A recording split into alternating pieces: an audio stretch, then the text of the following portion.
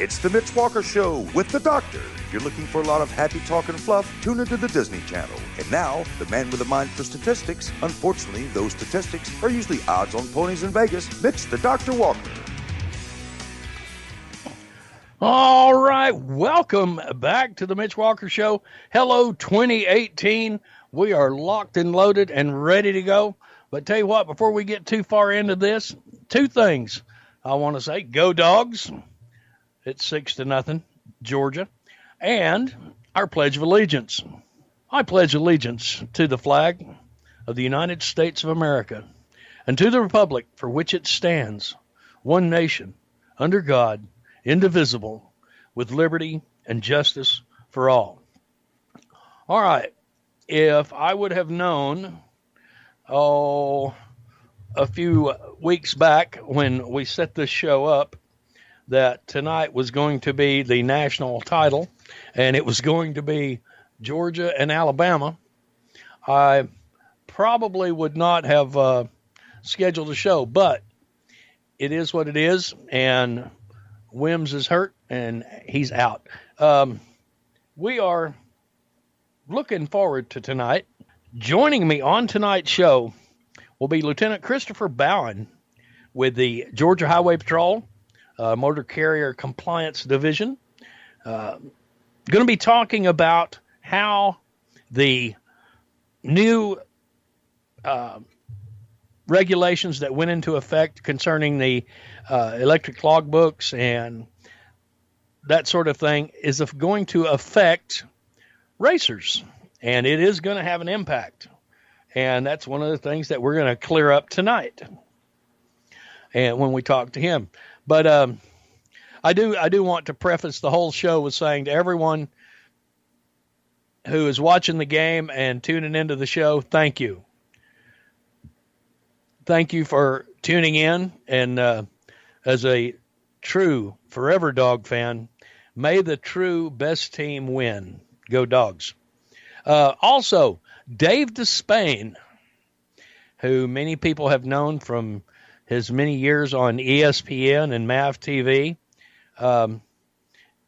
is retiring. And the Chili Bowl, which they had their first practice tonight, this will be his last Chili Bowl. So to Mr. Despain, I wish you the best and enjoy your retirement. Now, one thing we're going to jump into just a little bit later, I just want to touch base on. Tomorrow there's going to be a press release coming out by the Trans Am Series. They are going to announce that they will be using the audible flagging system that we have been talking so much about here on the Mitch Walker Show for the past couple of months.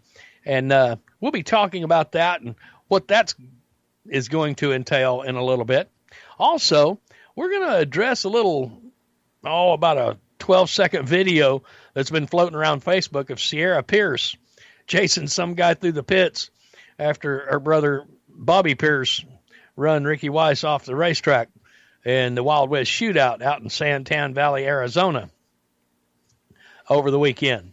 So just one of the things of the many things that we have got going, and I'm telling you, I'm excited about this year. We've got a lot of stuff coming at you. We're going to be focused on history. We're going to be focused on safety. And we're going to be focused on promoting motorsports in a positive light. And we're going to do everything we can to help you out throughout the year.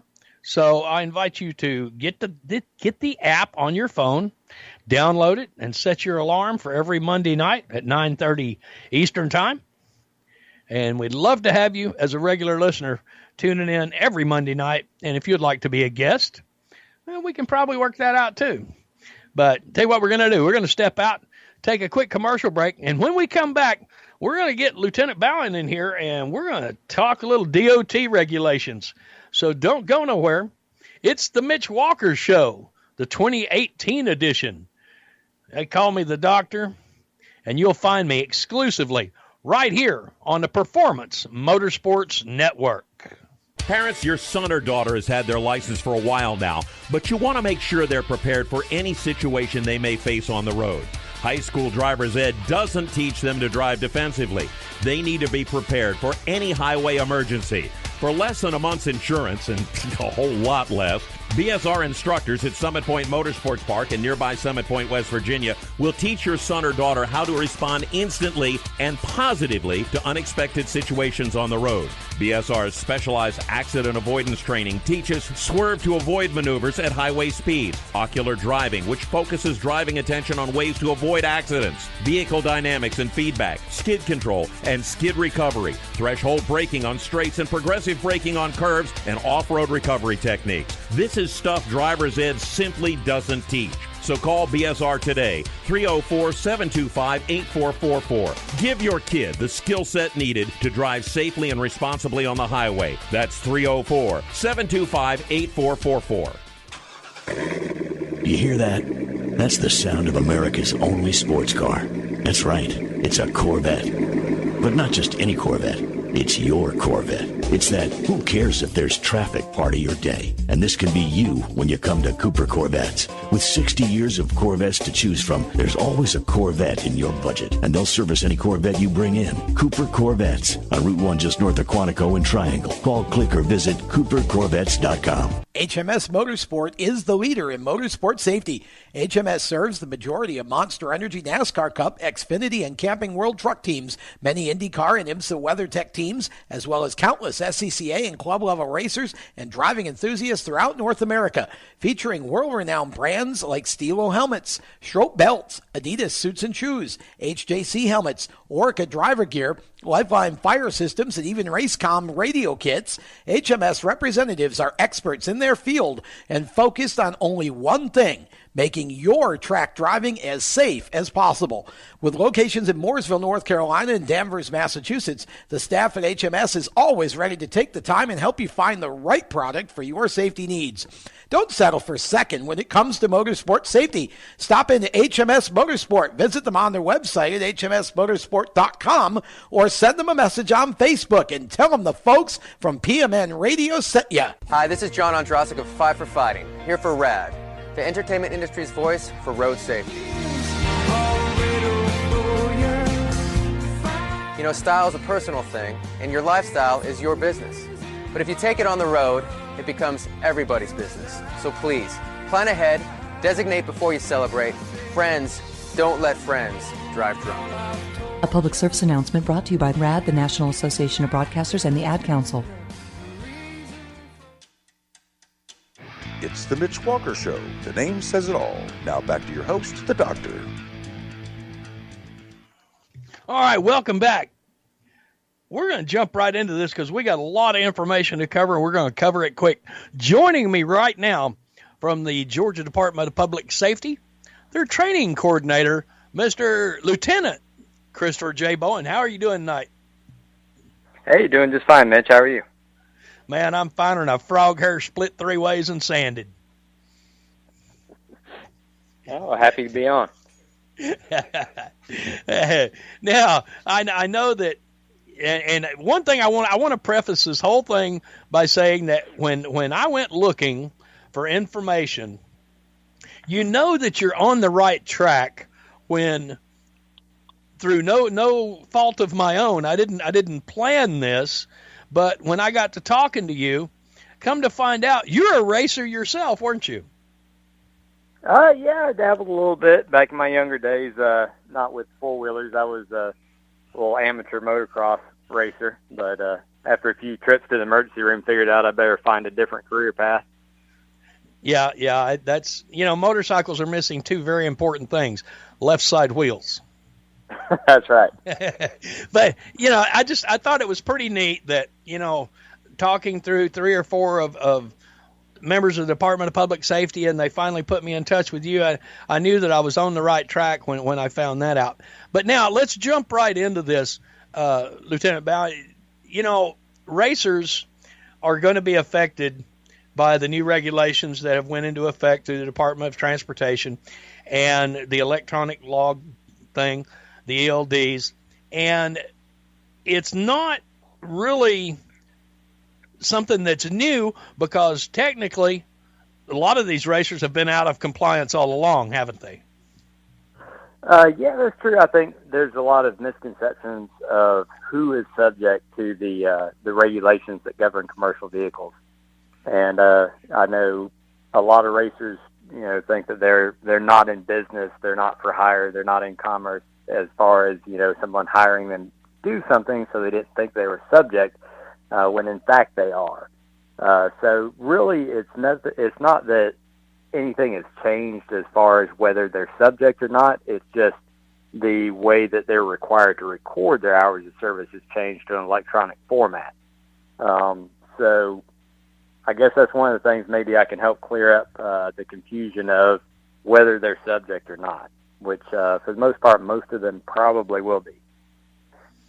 Okay, now let's kind of start at the bottom and work our way up the list. Now, Joe Blow the Ragman, who races locally, he races one or two tracks real close to his house.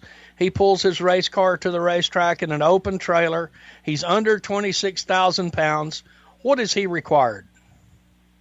Okay, so, well, you threw the number out there. That's one of the things there's some confusion about is that magic 26,000 number. So the 26,001 is actually dealing with CDL law. So before I get there, we'll go back to just the basics of what the federal government defines a commercial vehicle as. And that is any single vehicle or combination vehicle that has a GVWR or GCWR of over 10,000 pounds. So basically, if you took the GVWR of the truck and the GVWR of the trailer and added them together, if it's over 10,000 pounds and that vehicle is used in business, then that is actually a commercial vehicle and would be subject to these hours of service regulations. Okay, now they're subject on the hours of service. What other requirements are they required to meet? Well, at that point, if they are what we would define as a commercial vehicle, they would be subject to all regulations except for CDL law. CDL law does not kick in until the vehicle reaches the 26,001 pound mark. But even if they're running, a dually pickup truck and a single car trailer, more than likely the combination of the two is going to be over 10,000. And so if they receive any sort of compensation whatsoever, whether it's through sponsorships, whether it's through prize money, if they receive any monetary, any money back at all from their racing, then they would be classified as a commercial vehicle and subject to all regulations. Okay, now, Joe Blow the Ragman, the guy we were just talking about, who races a couple of tracks, don't cross state lines, what is he? Is he going to be required to run a log? Can he run a paper logbook, or does he have to invest in an electronic logbook?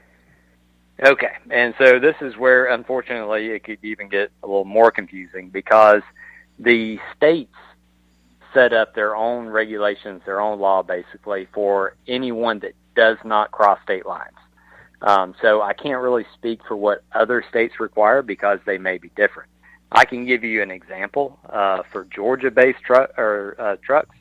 If you have a racer in Georgia and they never leave the state of Georgia, then they are still subject under our intrastate, which is our in-state regulations, which will still put them into the category of a commercial vehicle. They're still subject to the inspections.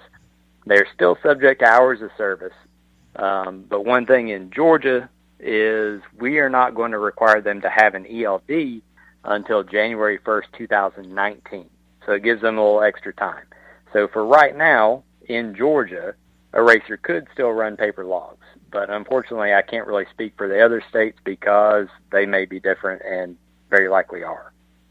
And then that's where we preface that with saying, because this show is heard nationwide. I know we have a big contingency that are listening in California.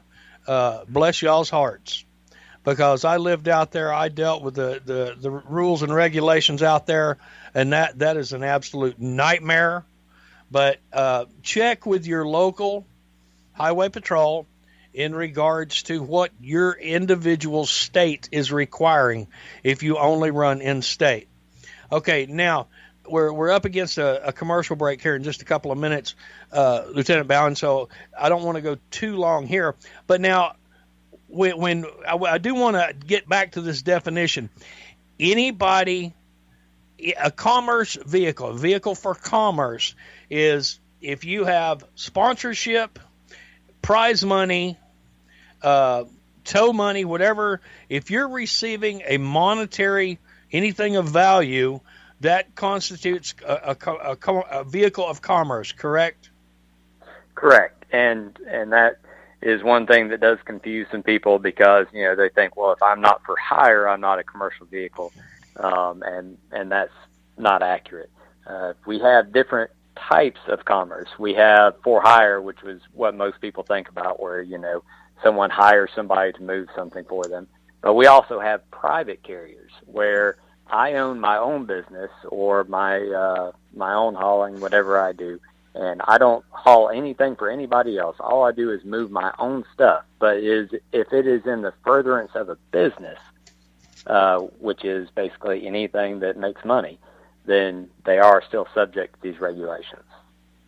So if I'm Billy Bob Logger or grading service, and I'm hauling my bulldozer from one side of town to the other, even though it belongs to me, I fall under that category, correct? Correct. Yeah, that's a very good example of a private carrier. So no one has hired me to move something for them. I stole that example from this officer I know. right. Hey, as long as you get that's credit, the way Lieutenant Bowen explained it to me the other day. So I just thought I would share that with everyone else. Yeah, and that's a good example of a private carrier. No one has hired me to move that equipment. It's my equipment. I own it. But I am moving it in the furtherance of my business. And so at that point, I would be classified as a private carrier. But it is still in the furtherance of a business, and it does still meet the definition as being over 10,000 pounds. So I would be subject to regulation. So, this is really getting down to a lot of this is not going to go into effect until January the 1st of next year, correct? Well, now, if they are in interstate commerce, so if they do cross state lines, then it is in effect right now. It went into effect December 18th of this year. Yeah. If you're, go ahead. So if you're just racing in state and you're not traveling out of state, then it don't apply this year. But if you cross state lines, it does apply this year. Now that is just for Georgia. I can't speak for any other state, but yes, exactly. Yes, in Georgia, our intrastate or in-state carriers, we're not going to require them to have that ELD until January 1st of 2019. All right, now let me say this again, just to be sure. I know I have listeners all across the country, Texas, South Georgia, Florida, all over the country.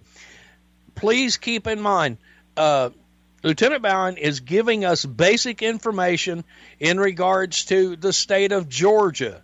Now, if some of these regulations are by state, so if you're not in the state of Georgia, I'd advise you to check with the state that you're in to get final clarification on that. But Lieutenant Bowen is helping us out, getting a lot of this stuff ironed out. Now, we're going to step out. We're going to take a quick commercial break. And when we come back, I'm going to hit him with some of these questions that some of the listeners have sent in, and we're going to see what we can do. So don't go nowhere. It's the Mitch Walker Show with your host, me. They call me the Doctor, and you'll find us exclusively right here on the Performance Motorsports Network. You own a performance car and you know how to drive, but you want to learn real performance driving. Well, Bunky, get that car off the street and onto the track. Summit Point Motorsports Park, the Mid-Atlantic's premier road racing facility, located just over an hour from D.C. in nearby Summit Point, West Virginia, is the place to go. And you'll find that Friday at the track is going to give you what you need. For less than a monthly car payment, you can attend this regularly scheduled one-day instructional event in your street car on one of Summit Point's 3 world-class road racing circuits. You'll receive classroom instruction, skid pad instruction in their cars, including front and rear skid control, and 4 20-minute in-your-car instructional sessions from a professional instructor. Have fun, go fast, and really learn how to drive. Call 304-725-8444 for class schedules and details. That's 304-725-8444. Friday at the track at Summit Point Motorsports Park. Green light. Hey girl, school zone. I'm getting hungry. Car changing lanes. You want to meet me for pizza? Stop sign. Intersection clear. Yeah, street. Pizza sounds good. Ball in street? Girl in street! It's hard to concentrate on 2 things at once, like texting and driving. Stop the text, stop the wrecks. How will you stop texting and driving? Tell us at stoptextstopwrecks.org. Brought to you by the National Highway Traffic Safety Administration and the Ad Council. Here's an important message from RAD and this station.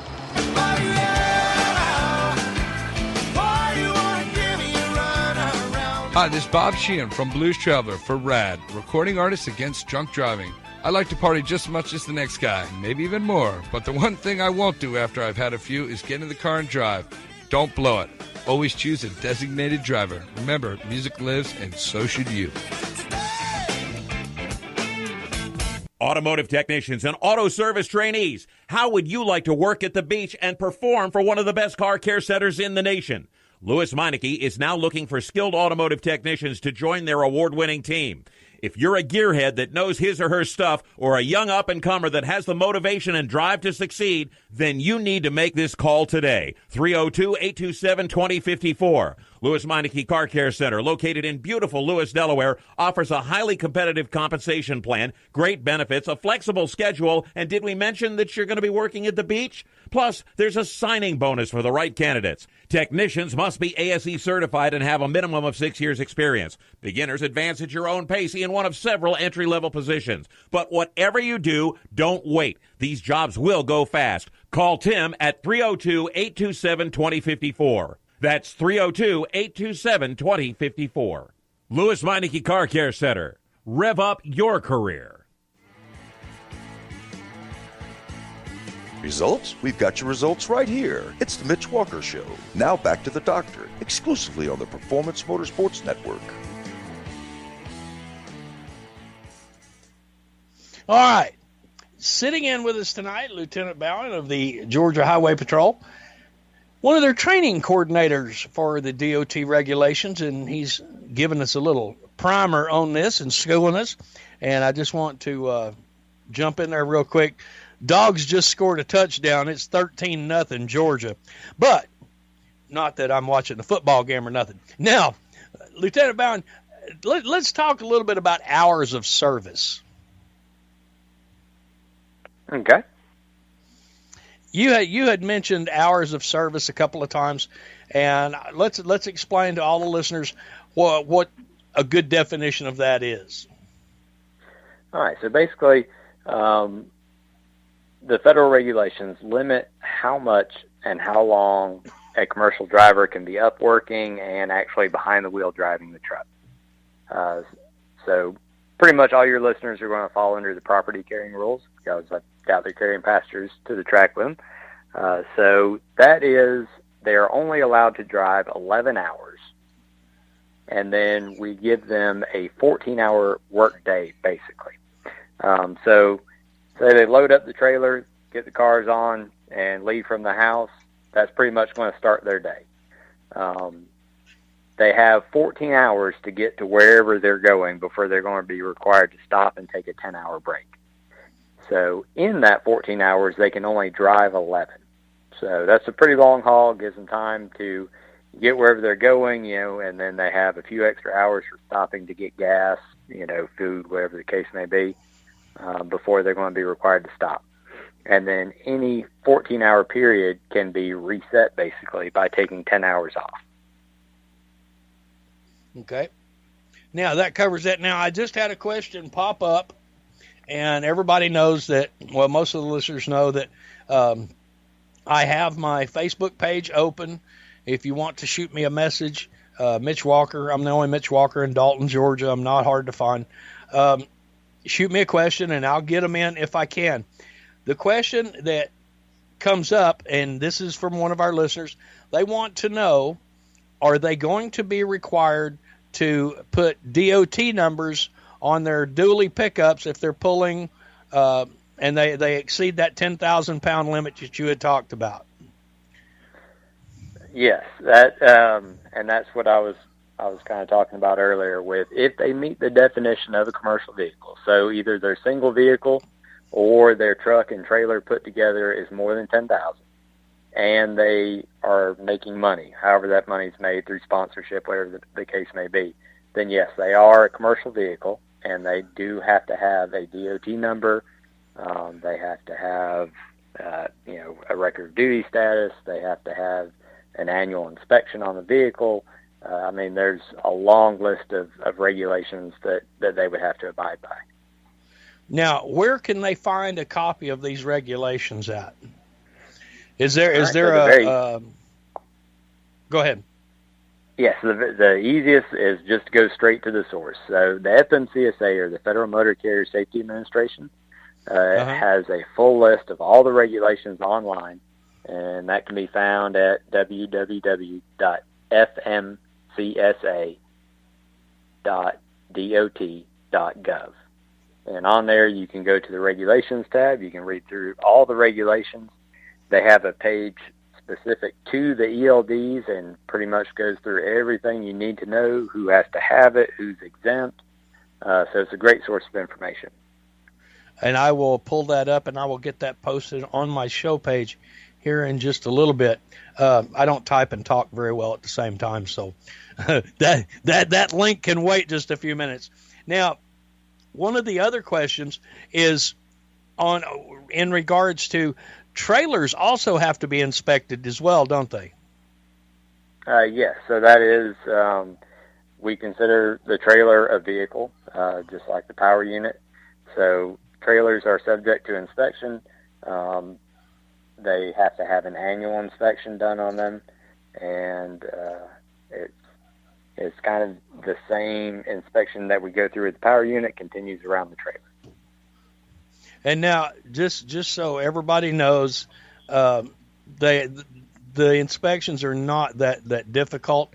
I mean, most of you guys have got roadworthy vehicles. There are little bitty trinket things. I go through DOT inspections all the time. Okay, so if I can get through them, anybody can get through them. So you just got to make sure all your stuff works. That's the basic of it. And really and truly, I know this is a real pain in the backside for racers. It's just another, as a lot of racers have told me, it's another way of Big Brother getting in my back pocket. But, like I said, don't shoot the messenger. Lieutenant Bowen is just helping us out, schooling us on this. He didn't make the rules. So it's not his fault. He's just helping us understand them, and I want to thank you for that. Now, when we go back to this intrastate for guys that don't cross state lines, this year they can do a paper logbook, and so we've got a big race coming up at Boyd Speedway, January the 27th. It's the Cabin Fever. So if we've got guys that are coming, say, from Atlanta up to Boyd Speedway, which is right at the Tennessee state line, as long as they stay in Georgia, they don't have to abide by they can go by the intrastate rules, but they will be required to run a logbook, correct? Correct. Yes. If they meet that definition of the commercial vehicle that we were speaking of earlier, then yes, they would have to keep a logbook, but a paper logbook would be fine. You can pick them up basically at any truck stop that you would see along the interstate. And so, and the DOT numbers are that rule is that law is in effect now as well too, right? Yes, and the way that works, and once again, this is for Georgia. Georgia does require intrastate carriers to get a federal DOT number, and then you just put an additional GA behind the number. So that same website I gave you earlier, the FMCSA, will give you information on how to apply for a DOT number. And in the state of Georgia, you wouldn't happen to know the cost of that offhand, would you?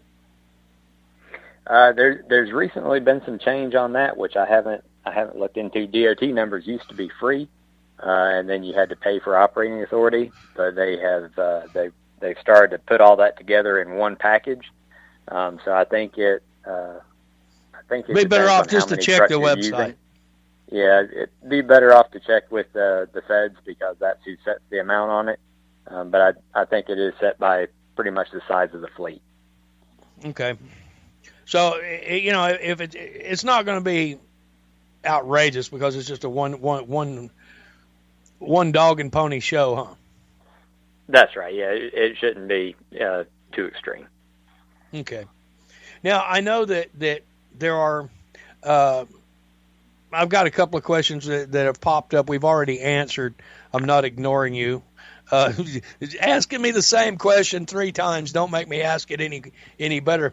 When we go back to some of these guys with these great big haulers, the toter homes as we call them, these guys that travel from state to state, now they are required to have an ELD, correct?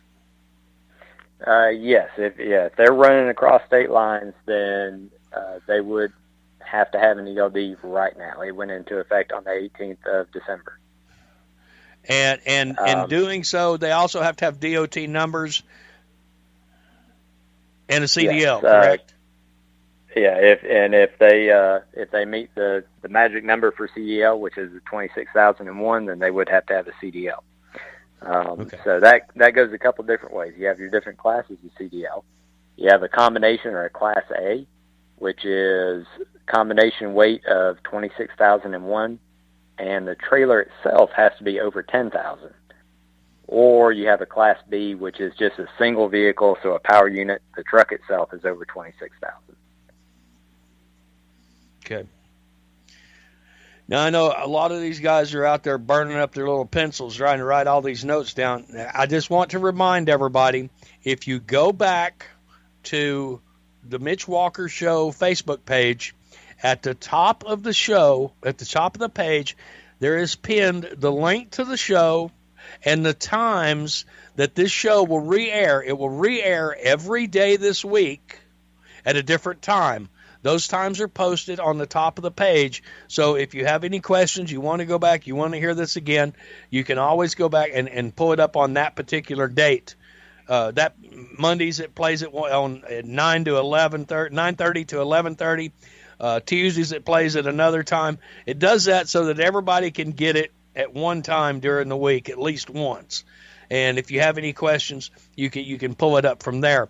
And I will probably convert this one and put this show on YouTube later on this week, so that if you want to pull it up at random, you can do that too. So that way we can get all the information we can out there, because really and truly, and I know this from having to deal with the guys at the scales and the DOT officers that I've dealt with on a regular basis, they don't want to write you a ticket, really and truly.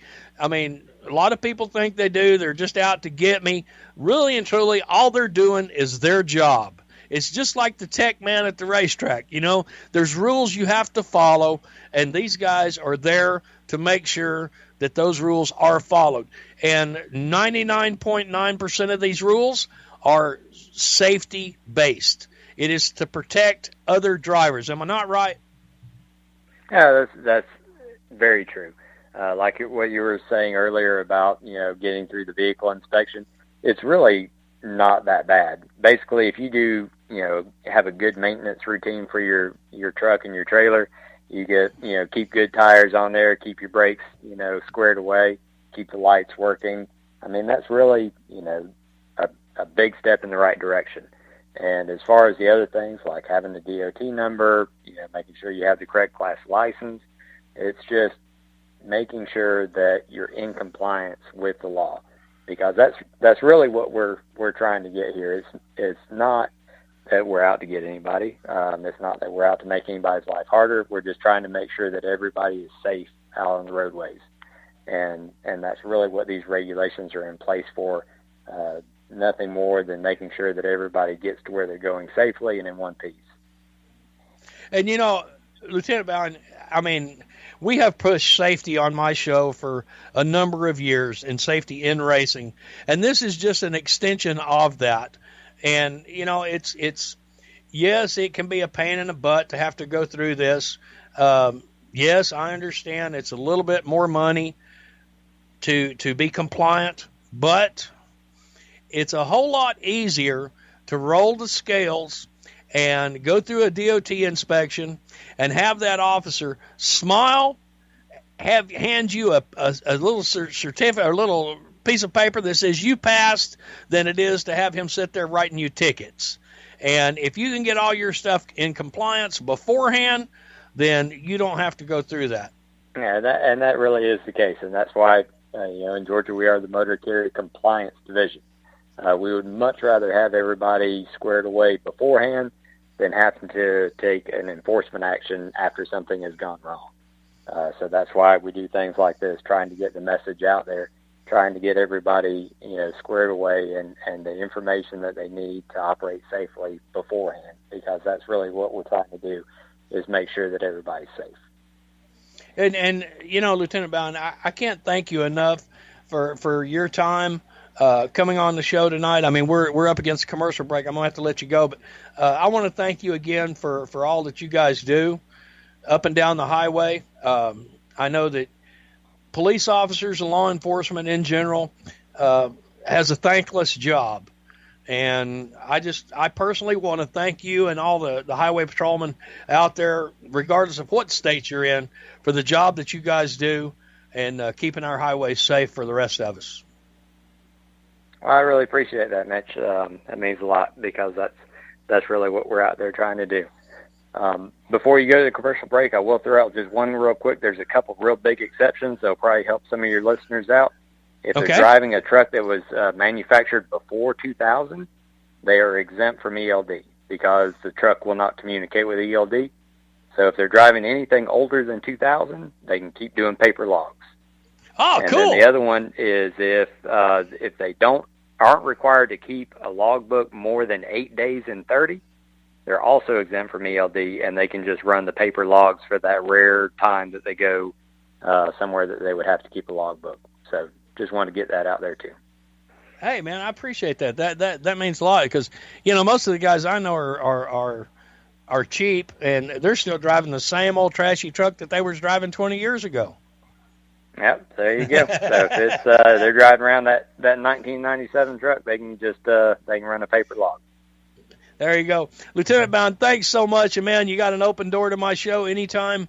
You want to come back on and hang out with us, just let me know, and next time we'll probably be a little nicer to you. Well, I appreciate it. All right, ladies and gentlemen, Lieutenant Bowen with the Georgia Highway Patrol Motor Carrier Compliance Division. He's a training coordinator, and I want to thank him for coming on. And there it is there. So now get in compliance, and don't be dilly-dallying around.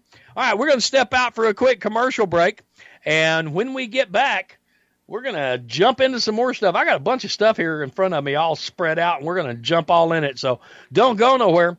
It's the Mitch Walker Show with your host, me, Mitch Walker. They call me the Doctor, and you'll find me exclusively right here on the Performance Motorsports Network. When do you think of a plumber? Like most people, even if it's an emergency, you can be confident about who will arrive to help you. For quality and reliability, count on someone you can trust. Call on the plumbing services of Hague Quality Water of Maryland. Plumbing doesn't have to be an emergency. We handle all kinds of preventative maintenance too. Hague Quality Water of Maryland is family owned here in Annapolis since 1993. For a refreshing choice, call us at 888-84-WATER or visit us online. Here at Lewis Meineke, we're more than just your average car care center. Hey, it's Dave, your neighbor from Lewis Meineke. Whether you need an oil change, brakes, tires, or anything under the hood, we've got you covered. Take advantage of our free check engine light service as well. Yes, free. And don't forget about our free shuttle service. Never stress, we'll take care of the rest. On with life. Give us a call at Lewis Meineke, 302-827-2054. Every 30 minutes, another innocent person is killed due to a drunk driver.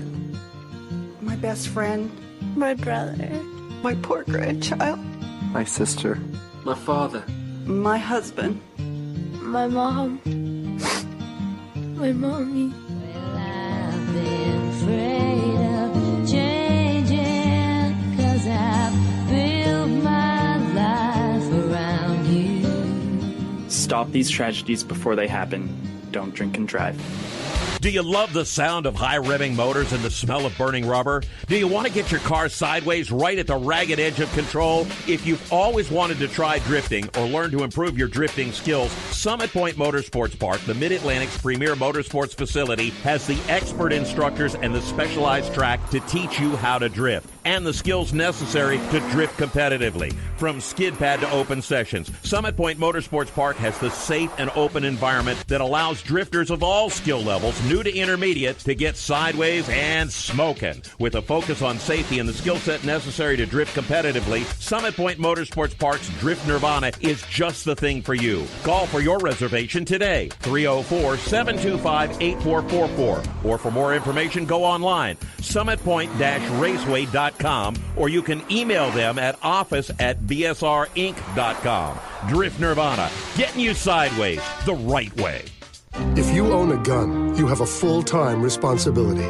When you aren't using it, be sure it can't get into the hands of curious children, troubled teenagers, a thief, or anyone else who might misuse it. Your family, friends, and neighbors are all counting on you. Remember, always, lock it up. For more information on firearm storage safety, visit ncpc.org. This message brought to you by the National Crime Prevention Council, the Bureau of Justice Assistance, and the Ad Council. It's the Mitch Walker Show. If you're looking for a lot of happy talk and fluff, go watch NASCAR coverage on Fox TV. Now, here's the doctor, Mitch Walker. All right, welcome back. I just wanted to let everybody know that I am doing everything I can to get this link posted. Should you have something, there it is. It is posted on the show's, the Monday night, or the Mitch Walker Show's Facebook page. That is the link to the show. I mean, to the page that Lieutenant Bowen was talking about, and it covers everything. So if your vehicle that you pull your race car with was made prior to 2000, you're good as far as the ELDs go.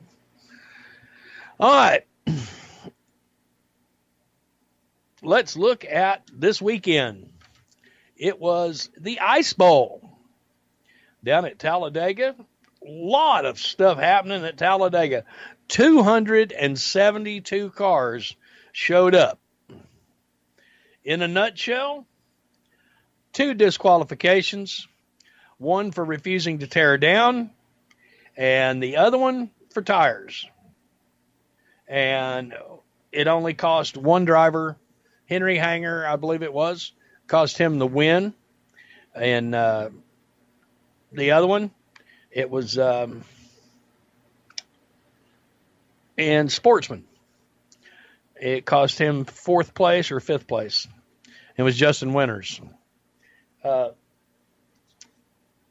Michael, there was some drama down there with the pony race. I've only seen a kind of a crappy phone video of it, but from what I seen, Michael Courtney got turned, and you know it's getting to the point to where if you can't drive clean, if you can't pass somebody, then why are you even racing?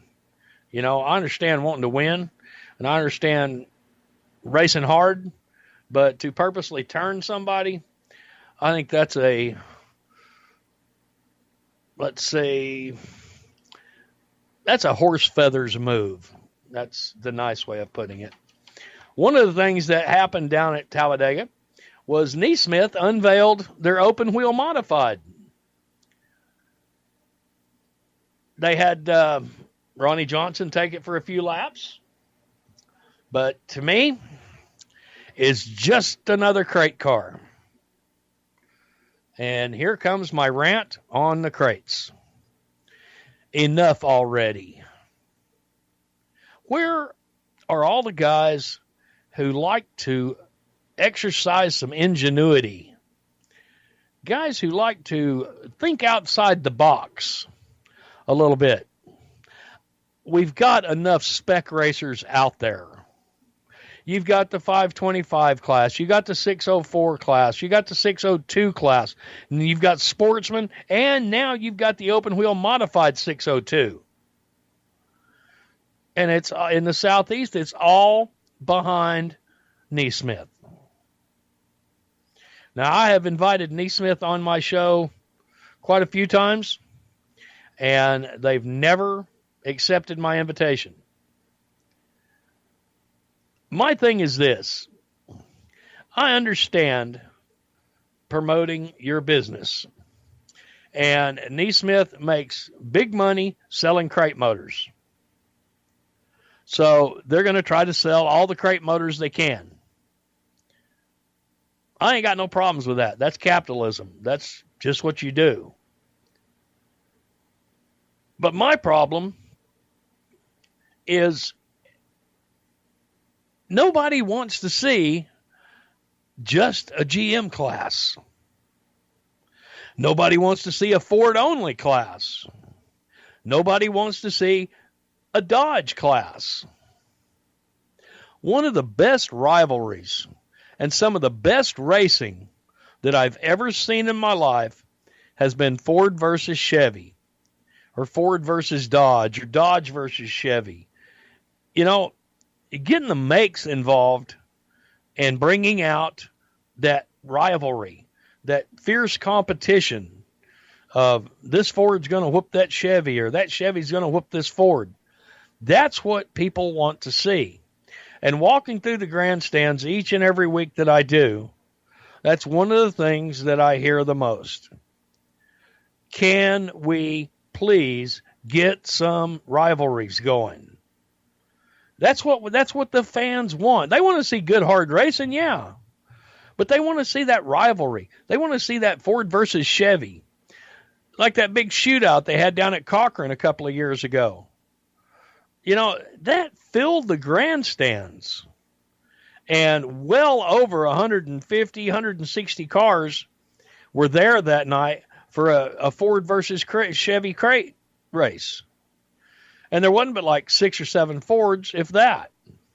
And a lot of people say, well, there ain't that many Fords. Well, yeah, I wonder why. Because nobody will let them run. The UCRA does, but it has to be that off-brand Ford crate motor that Marvin Ford has come up with, that Gant's running, that it's, you know, it befuddles me as to why everything has to boil down to let's put this into a Ford versus Chevy thing. We don't want the Fords to run with us. Why? Are you scared of them? You know, I mean, if I had a series, I would want everybody I could get to race with me. Whether it be Ford, whether it be Chevy, whether it be Dodge, whether it be a Hudson. I wouldn't care. But I want to see more rivalries out there. I'm tired of the spec motor crap. Bring back some ingenuity. I'm tired of dime store races. You know, everybody can go down and buy them a race car. You go down and you buy you a chassis. You go down and you buy you a crate motor. You go down, buy a rear end, buy a transmission. You know, what happened to the days of building your own stuff? You know, that's what I would like to see. I would like to see a class come back to where you can't have a crate motor, period. Can't have a store-bought chassis. It's got to be a home-built chassis. I know that's pushing it a little bit, but go back to a clip car. Has to be a full clip car. Take open-wheel modifieds, for example. Okay? Bring back the open-wheel modifieds. It's a clip car. It's a 3-link. It don't matter how much horsepower you've got. You put them on an 8-inch wheel, you can only get so much power to the ground. You can have a super late model motor in there. All you're going to do is blow the tires off of it. You take a guy with a backyard motor, he can come in there. He can be competitive with a junkyard motor versus these high dollar motors. And that's what we need. That's what we need in racing is that competitiveness again. And we've lost that. And it really sucks, you know. I mean, and, you know, while I'm on the subject of Neesmith and their sanctioning bodies, you know, if we're going to have a sanctioning body, I would like to see IMCA come in the Southeast. I would really love to see that. I would love to see that. Because IMCA has simple rule books. They allow everybody to run, and they're fair. You don't believe it? Look out on the West Coast. Look out in the Midwest. Look out in Texas. Look in New Mexico. Look out there, all the IMCA modifieds and the sport mods that are out there running. 85, 90, 100 cars every night. And you can travel around.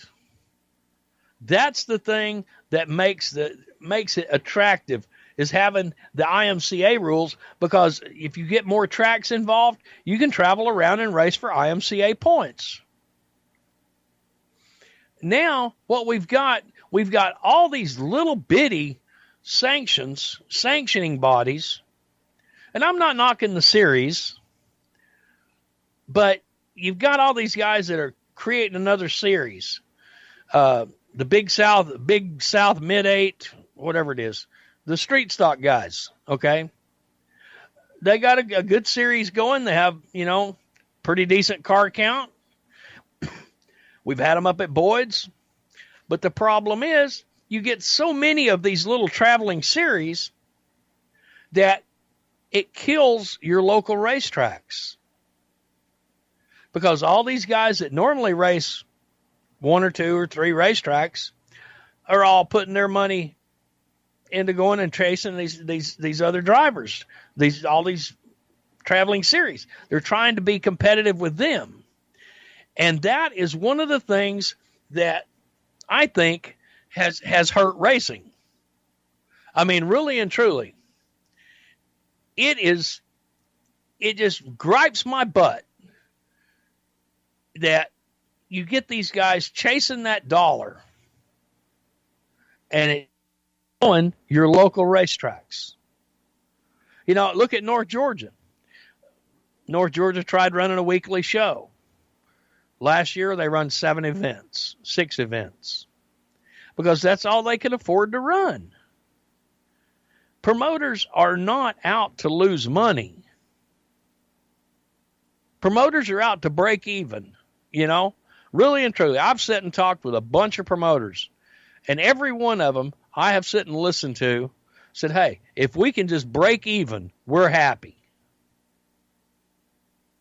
But you can't expect promoters to lose money week after week after week, paying these outrageous purses that some of these guys want. And they think because you ponied up and spent $20,000 for a car that suddenly you should be racing for $200 more a week. It don't work that way. Nobody told you to go spend that big money on that car. Race what you got. You know? And it's just that and these crate motors. I mean, every time you turn around, you start up a series or a division at a local racetrack, you get 5 people going, well, hey, can I run a 602 crate in that? Or can I run a 604 crate in that? No, you can't run a crate motor. That's the reason me and Jason Jones brought back sportsman racing to North Georgia Speedway 5 years ago, 6 years ago now. And you look back at what has happened. Sportsmans have taken off. Everybody's got sportsmans. But the sportsman class is getting bastardized because of the 602 motor. Everybody wants to, well, give me a weight break and let me run a 602. Why not just go back to running a B hobby motor or a hobby motor like we originally planned? Run a hobby motor in a tube chassis. Use sportsman as a stepping stone from hobby to supers, or from hobbies to crate. If you want to go crate racing, if you want to run a 602 or a 604, go crate racing. Quit trying to get it in all these other divisions. Neesmith, I give them credit for bringing the open wheel modifieds. Okay, I've wanted to see open wheel modifieds in this area for years. But they don't need a crate motor in it. I mean, my God, I know that I'm beating a dead horse here because a lot of guys have bought crate motors. A lot of guys have these crate motors. They want to run them. They want to race them. And that's fun. But I would much rather see a guy who builds a motor in his garage out behind his house and goes racing with it. To me, that's a true racer. I've had enough of the spec racer stuff. 525, all these different. It's like we need to get back to grassroots racing. And if it takes making people mad, well, then I'll make them mad. Because the way things are going right now, the sport is getting diluted. You ask the fans in the grandstands, what kind of car is that when they roll out on there?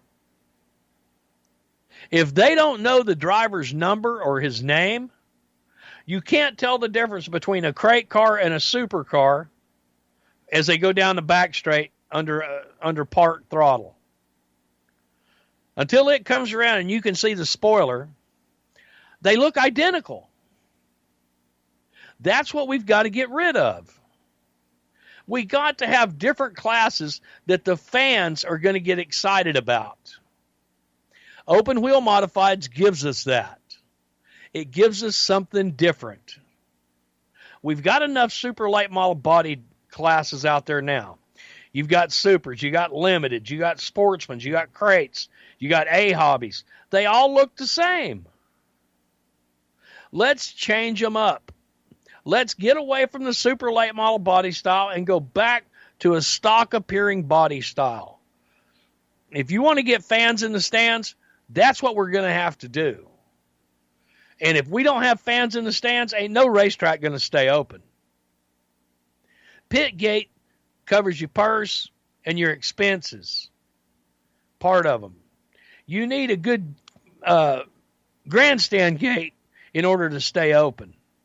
If you can't put fans in the stands, racetracks will not stay open. I mean, that's the hard facts. If you can't put fans in the stands with an entertaining show and give them something to look forward to, then you're not going to keep racetracks open. And I hate to see any racetracks closing. But that's what it looks like it's going to be going to if we don't do something soon. And we've got to get on the stick. I mean, that's all there is to it. We've got to get on the stick to save this sport. Some people may disagree with me, and that's fine. I'm okay with that. But let's hear your better idea. And don't come out with a crate class or crate this or crate that. I'm tired of spec motors. I want to see some innovation. I want to see some boys thinking. All right. That wraps up my rant on crate motors. We're up against a commercial break. We're going to step out. And when we come back, we'll see what we can get into. So don't go nowhere. It's the Mitch Walker Show with your host, me, Mitch Walker. They call me the Doctor, and you'll find me exclusively right here on the Performance Motorsports Network. Okay, so Sarah, I'm dropping you off at Emily's? Yep. And Josh, you're going to? Soccer, Dad. Soccer practice. Right. Oh, by the way, I just wanted to let you know when I pick you both up, I'll be wearing my short shorts. What? No! Yep, and my dorky dad hat, and I'm going to do my dad dance for all your friends. They'll love it! Seriously? Why? Because I like my short shorts. Of course, I could be talked out of it if you guys would just buckle up your seatbelts without giving me a hard time. It's important to get your kids to buckle up for safety, no matter what it takes. And sometimes, all it takes is your parental powers of persuasion. Okay, we're buckling up. See, all buckled. Good choice. I'll just have to do my dad dance at dinner time. What? No! Do what you have to make sure your kids are wearing their seatbelts, even on short drives. Never give up until they buckle up. A message from the National Highway Traffic Safety Administration and the Ad Council. Visit safercar.gov/kidsbuckleup for more information. Parents, your son or daughter has had their license for a while now, but you want to make sure they're prepared for any situation they may face on the road. High school driver's ed doesn't teach them to drive defensively. They need to be prepared for any highway emergency. For less than a month's insurance, and a whole lot less, BSR instructors at Summit Point Motorsports Park in nearby Summit Point, West Virginia, will teach your son or daughter how to respond instantly and positively to unexpected situations on the road. BSR's specialized accident avoidance training teaches swerve to avoid maneuvers at highway speed, ocular driving, which focuses driving attention on ways to avoid accidents, vehicle dynamics and feedback, skid control and skid recovery, threshold braking on straights and progressive braking on curves, and off-road recovery techniques. This is stuff driver's ed simply doesn't teach. So call BSR today, 304-725-8444. Give your kid the skill set needed to drive safely and responsibly on the highway. That's 304-725-8444. This is a test to find out if you know it all when it comes to children. Name one of the leading killers of U.S. children age 1 to 13. What's the best way to protect children in a car crash? At what age and size should a child start using a booster seat? Don't assume you know it all when it comes to car seats for your child. Go to safercar.gov/the-right-seat and know for sure. Brought to you by the National Highway Traffic Safety Administration and the Ad Council.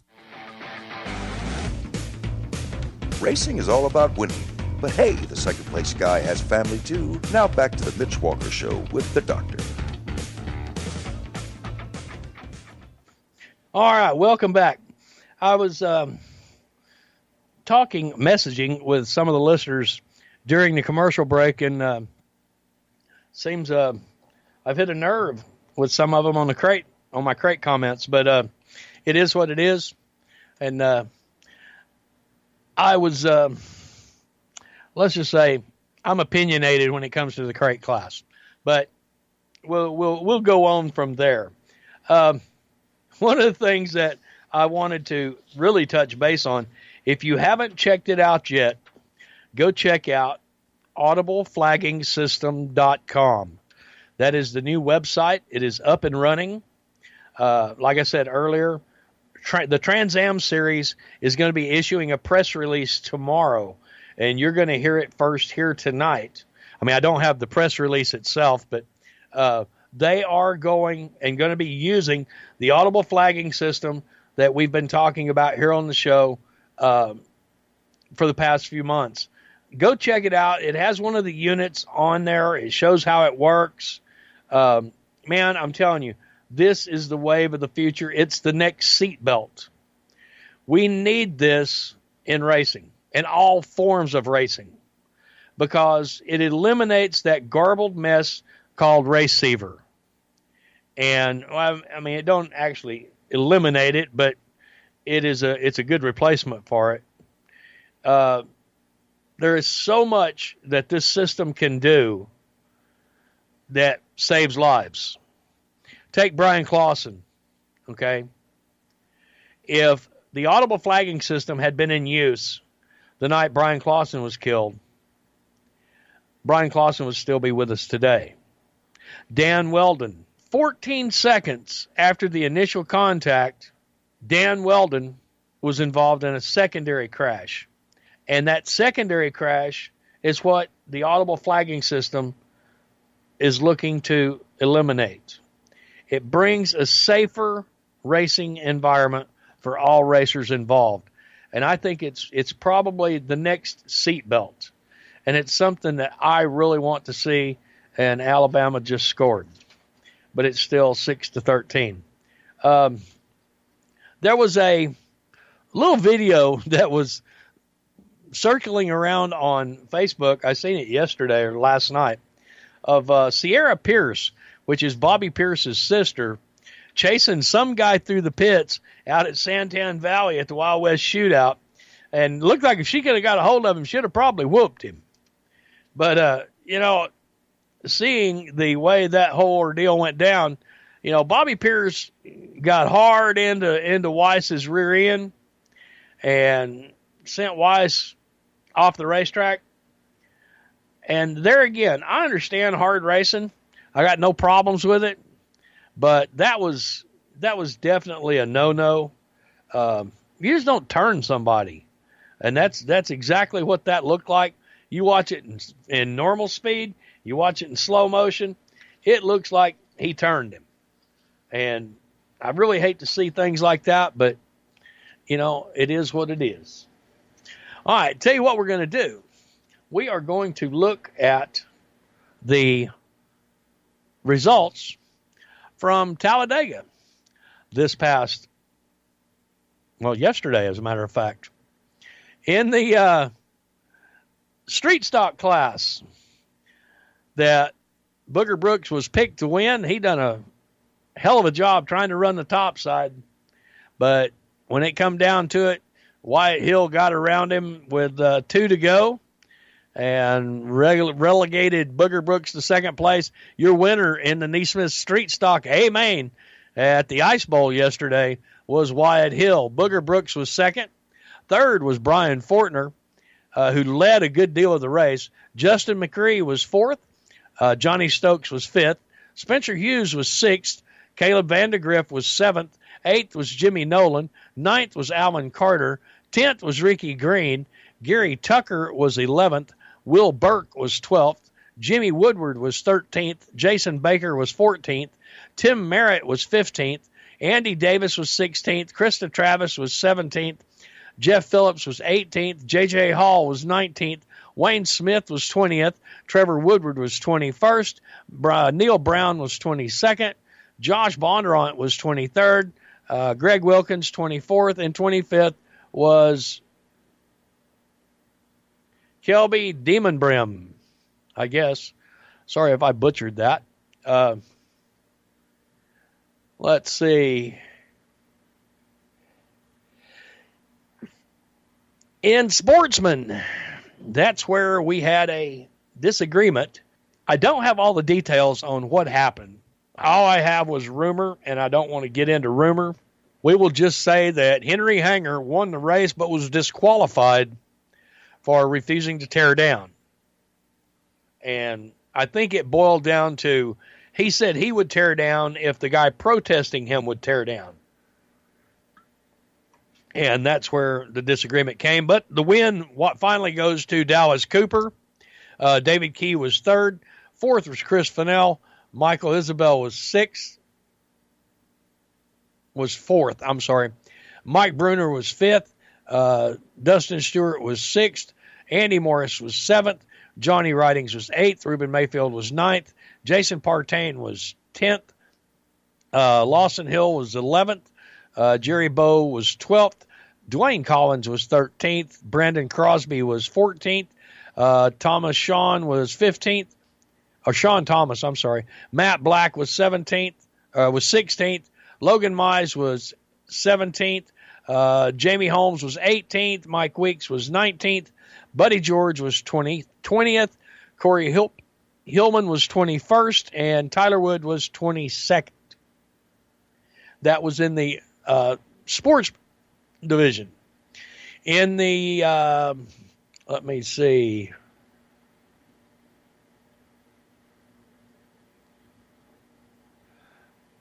Trying to read what that says. I believe this was in the street stocks. No. Let me go back here. Well, I can't, the way it's put up there, I can't actually read it. But your winner was Tony Gray. Ryan King was second. Buddy George was third. Brian Mitchell was fourth. This is the sportsman division.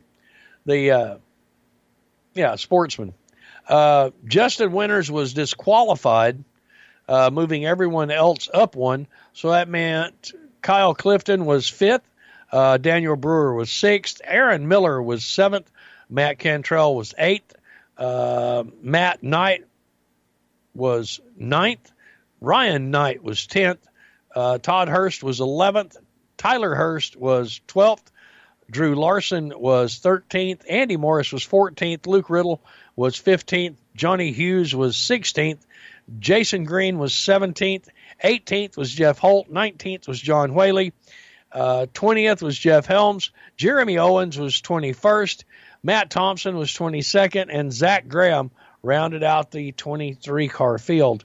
It was 24, but okay. In the 525 series, the Neesmith Dirt Late Model A main, it was the 85 car of the Chattanooga Flash, Ronnie Johnson, taking the win. Michael Page was second. Jimmy Elliott was third. Jesse Lowe was fourth. Andy Picklesheimer was fifth. Sam Seawright was sixth. Dylan Knowles was seventh.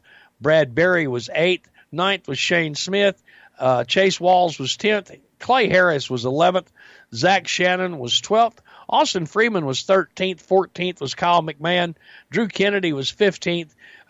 Heath Carr was 16th. Ruben Mayfield was 17th. Oakley Johns was 18th. Drew Benfield was 19th. Jeff Robinson was 20th. Jason Britton was 21st. Adam Ray was 22nd. Chris O'Connor was 23rd. And Cruz Skinner rounded out the 24-car field. In the super late models, everybody passed, and it was Michael Page taking the win. Jason Hyatt was second. John Owenby, strong run for the JO car, or the OJ car. He was third. Billy Ogle Jr. was fourth. Fifth was Ronnie Johnson. Brett Holmes was sixth. Dallas Cooper was seventh. Aaron Ridley in a capital car now. He was eighth. Chris Jones was ninth. Corey Roulette was 10th. Tim Roselle was 11th. Will Rowland was 12th. David Brannon was 13th. Jason Lively was 14th. James Roulette was 15th. Clayton Turner was 16th. Justin Shipley was 17th. JT Seawright was 18th. David Siebers was 19th. Jeff Johns was 20th. Kenny Collins was 21st. He had a mechanical issue. Dalton Polston was 22nd. Mark Page was 23rd. And Dean Carpenter was 24th.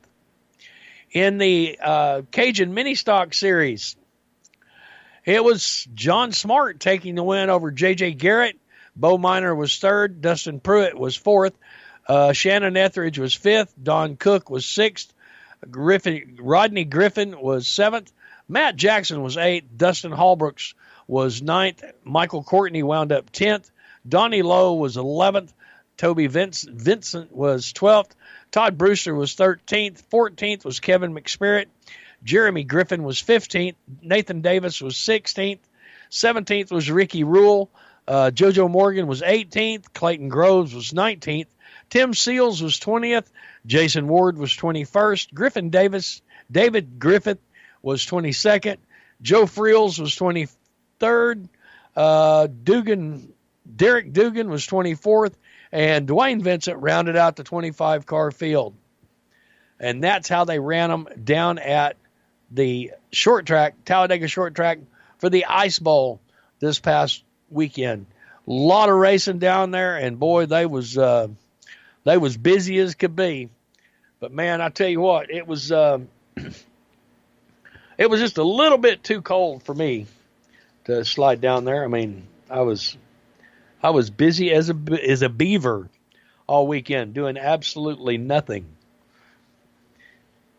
but getting ready for the upcoming Cabin Fever at Boyd Speedway coming up January the 27th. It was announced last week, a week ago today, that Kathy Coulter has taken over as the promoter at Boyd Speedway. They announced it last Monday, And in doing so, it has freed up Dale McDowell to work more with his brother. It has freed up David Duplessis to travel a little bit. He is retired.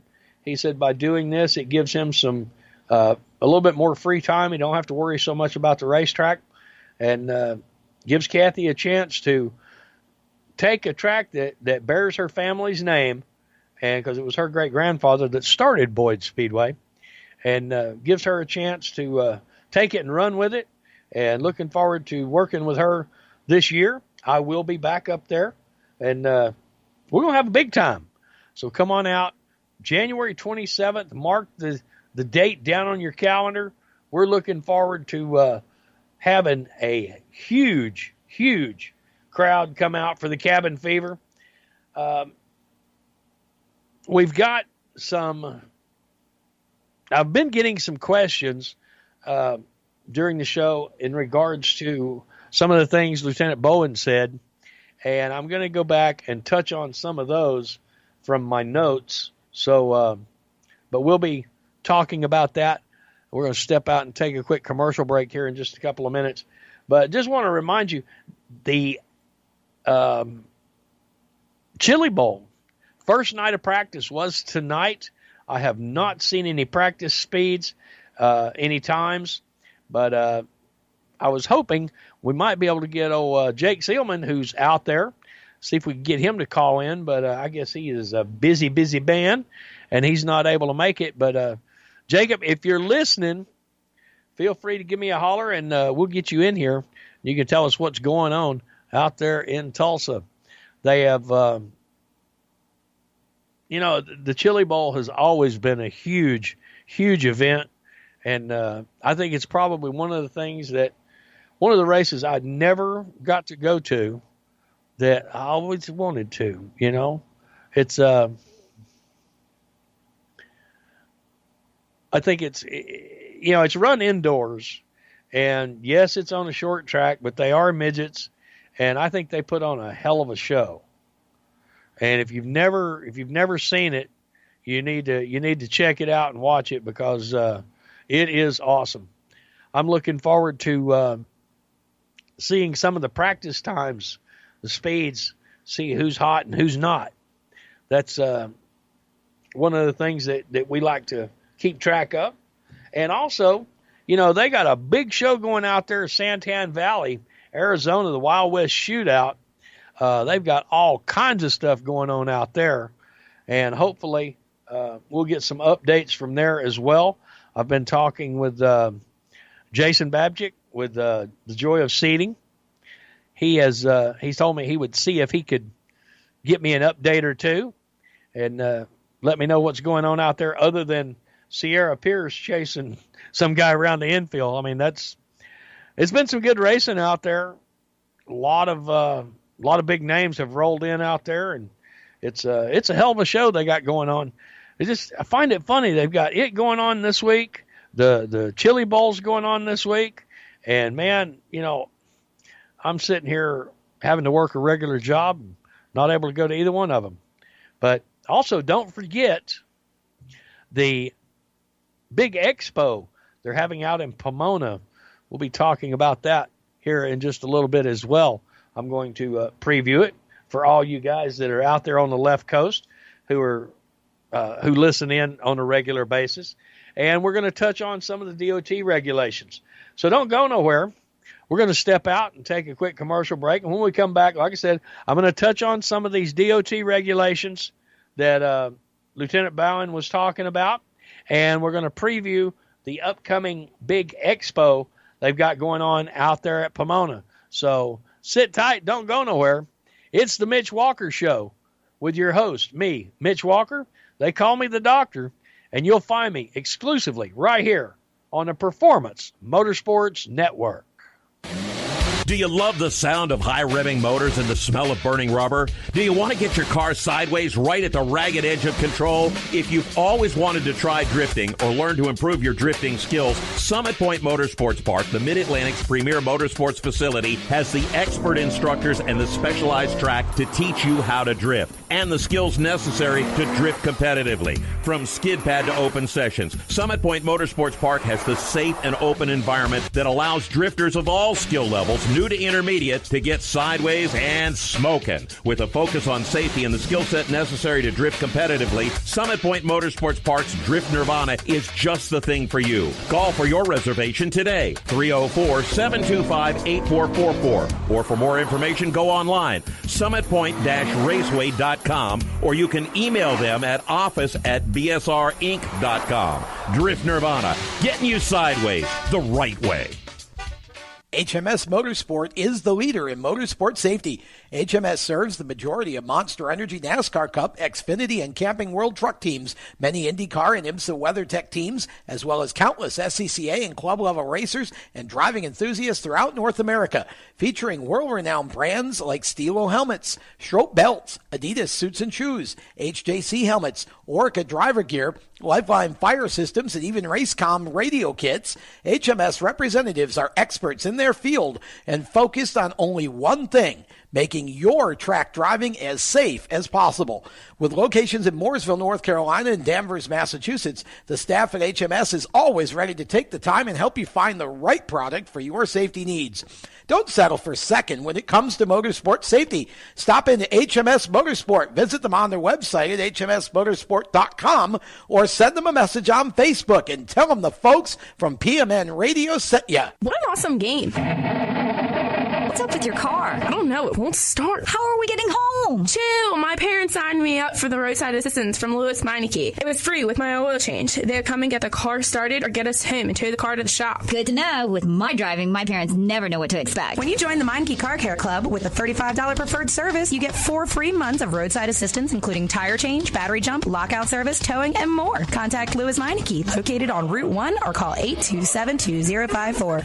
When do you think of a plumber? Like most people, even if it's an emergency, you can be confident about who will arrive to help you. For quality and reliability, count on someone you can trust. Call on the plumbing services of Hague Quality Water of Maryland. Plumbing doesn't have to be an emergency. We handle all kinds of preventative maintenance too. Hague Quality Water of Maryland is family owned here in Annapolis since 1993. For a refreshing choice, call us at 888-84-WATER or visit us online. COPD, chronic obstructive pulmonary disease, is a lung disease that robs people of their ability to breathe. As many as 24 million Americans suffer from COPD, also known as chronic bronchitis or emphysema, and half of them don't know they have the disease. If you or someone you love is over 35 and has smoked more than 100 cigarettes in their lifetime, visit driveforcopd.org and take the screener, then take that to your doctor. I'm Jeff Stoltz, and I drive for COPD.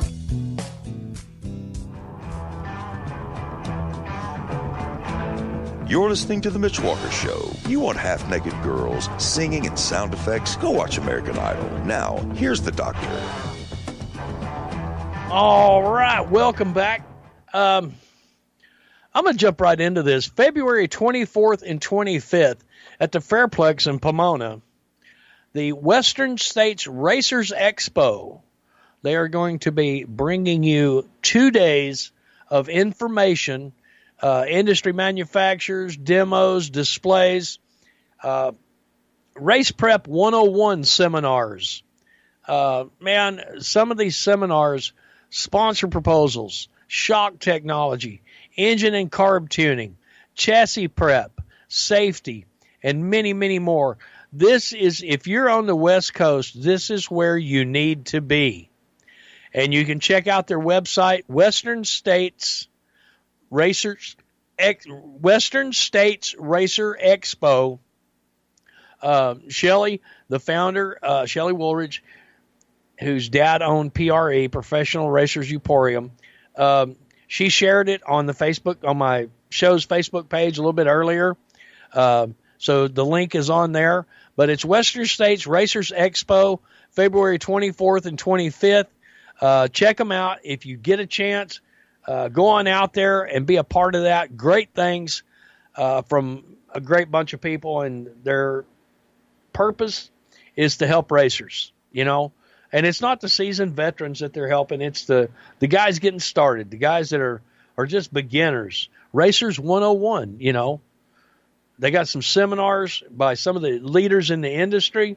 Go check them out and go hang out with them. And who knows, you may learn something. All right. We talked about DOT regulations. And it boils down to getting information. Now, I shared the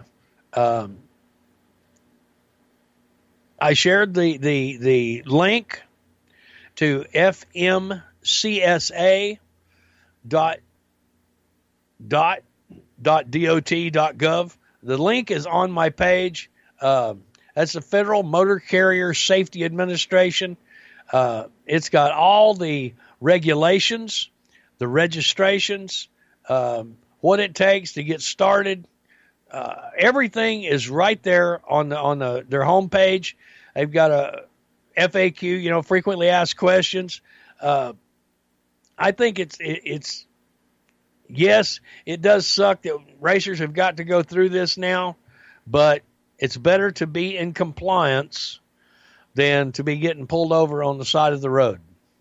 And I think it's one of the things that I was glad we could get Lieutenant Bowen in here to narrow it down and explain it to us and let us know what's going on some of this stuff.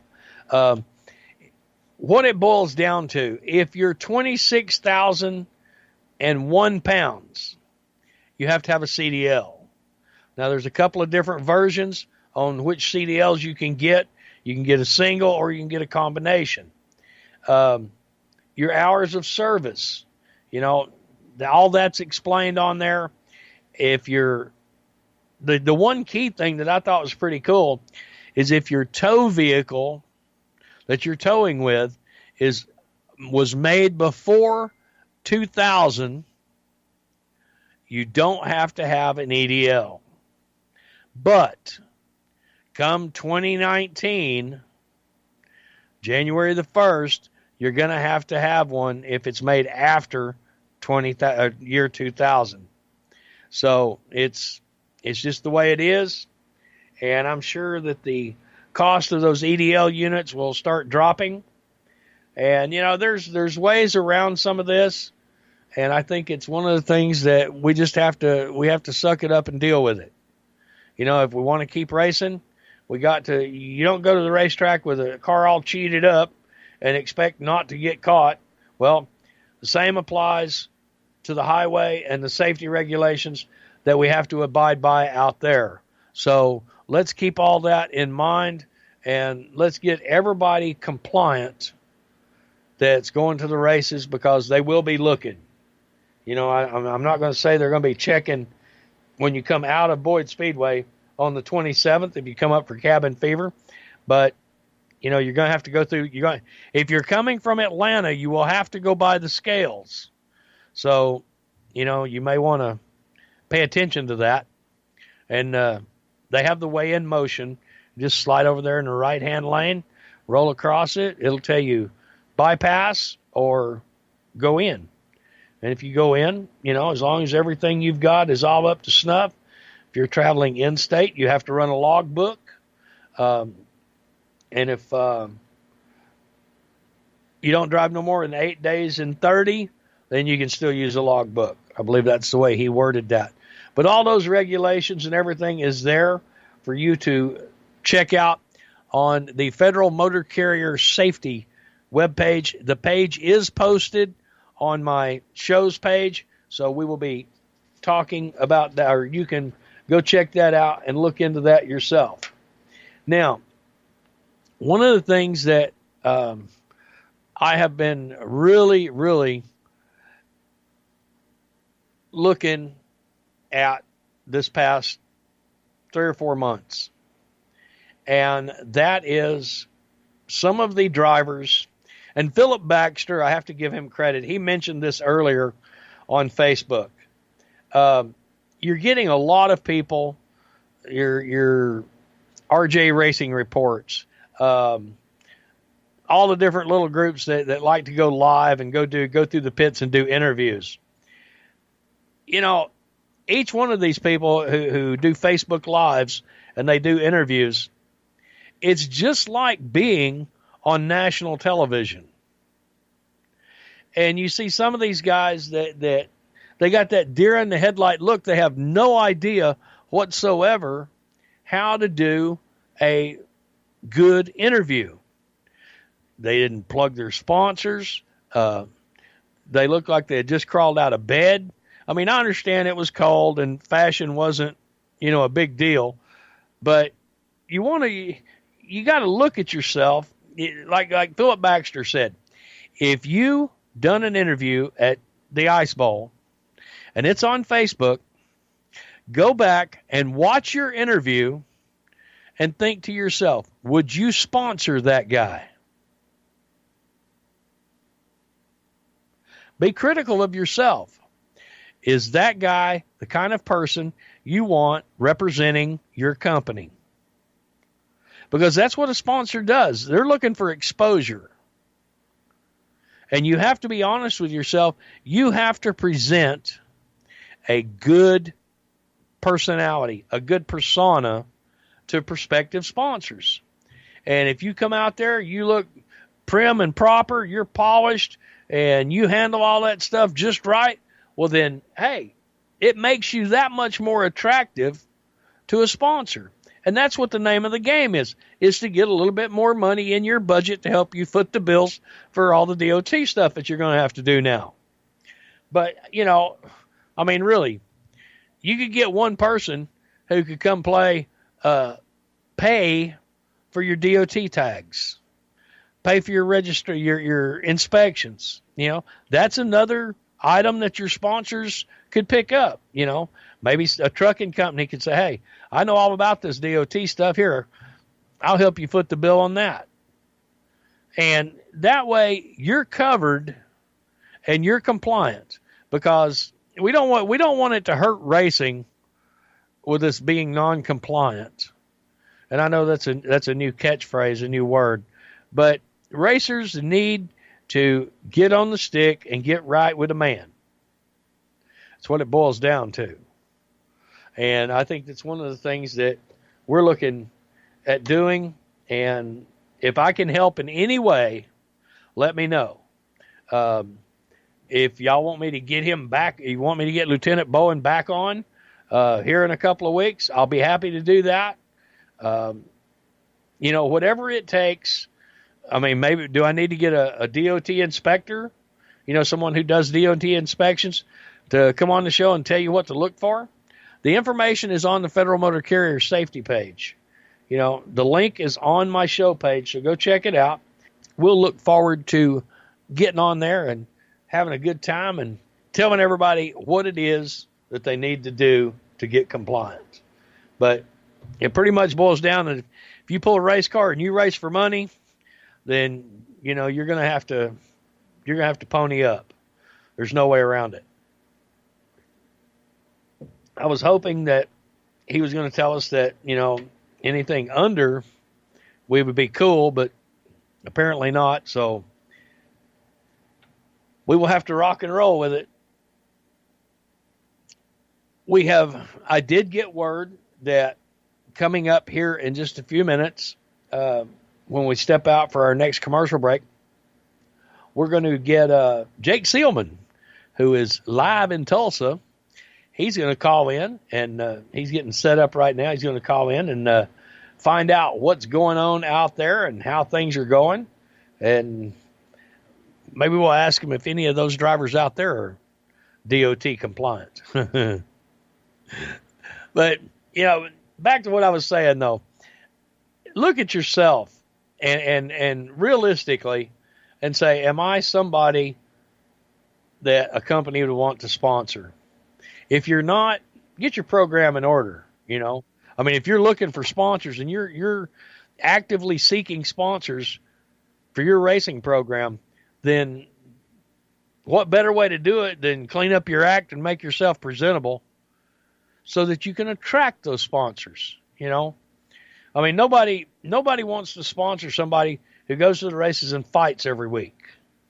Unless you're a first aid company, sells Band-Aids, but really it's one of those things where you got to have that presentation. You've got to present yourself in a professional manner.